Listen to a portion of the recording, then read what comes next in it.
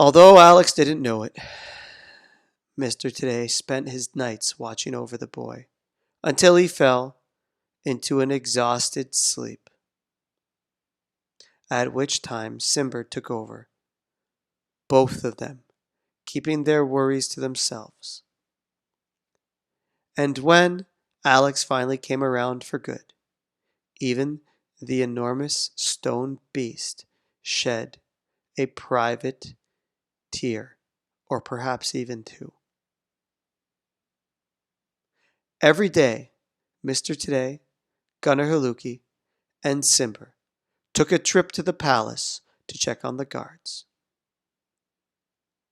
And finally, one day, seeing no reason to keep them entombed in the palace, Mr. Today removed the spell from the palace entrance and set them free. Gunnar Haluki was grateful. So were the guards. Simber? Well, not so much. And as it happened, no one but Lanny knew for sure who had uttered the curse that had eliminated the high priest Justine.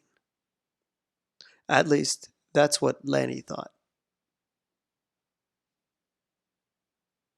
Though she wondered deep down if her father knew it had been she.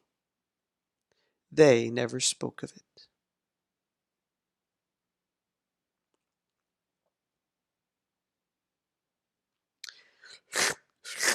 So, Senior Governor Haluki was the friend you mentioned to me in the boat? Alex asked as he slurped soup, feeling decidedly better, though still keeping to his bed for the most part. Mr. Today smiled.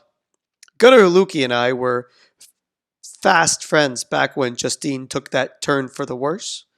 Gunnar, a young governor, also bought into Justine's plan at first. We desperately wanted her to be right, just as you did with Aaron, Mr. Today said. And though Gunnar and I kept our relationship a secret from everyone else once I moved to the death farm, I kept no secrets from my friend. We shared our changing thoughts whenever we met together in the wee hours of the night in my office. And that is how we formed a plan together. Gunnar worked his way up the seniority ladder until he was next in line to the high priest, putting himself into the best position to stop the madness.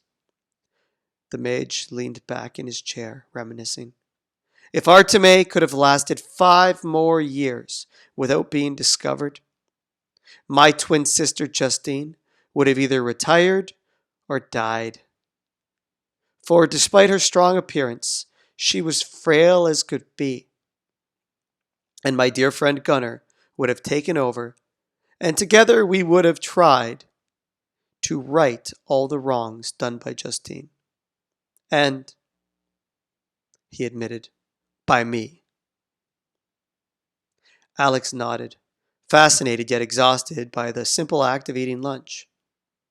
But then I came along, he said, a bit sheepish. Mr. Today chuckled softly. Apparently my plan with Gunnar wasn't meant to be. When the now infamous Stowe twins emerged, they caused all sorts of problems. He winked.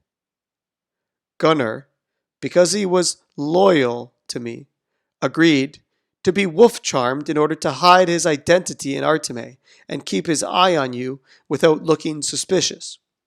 He used that very special tube that sits protected across the lounge from my office to go back and forth from Quill to Arteme. It leads to a variety of horrible places, like a hidden closet in Gunnar's government office, and another in his office at home, and many more. Alex stifled a yawn. You're really clever, Mr. Today, he said sleepily. Are you tired? Get some rest, my boy. I'd like to see you walking around on the lawn again soon. Yes, sir, Alex said, his eyes already closed. But one thing remained on his mind. I want to talk to Aaron, he murmured. The mage closed his eyes for a moment and sighed. I suppose you must, eventually, he said. But Alex was already asleep.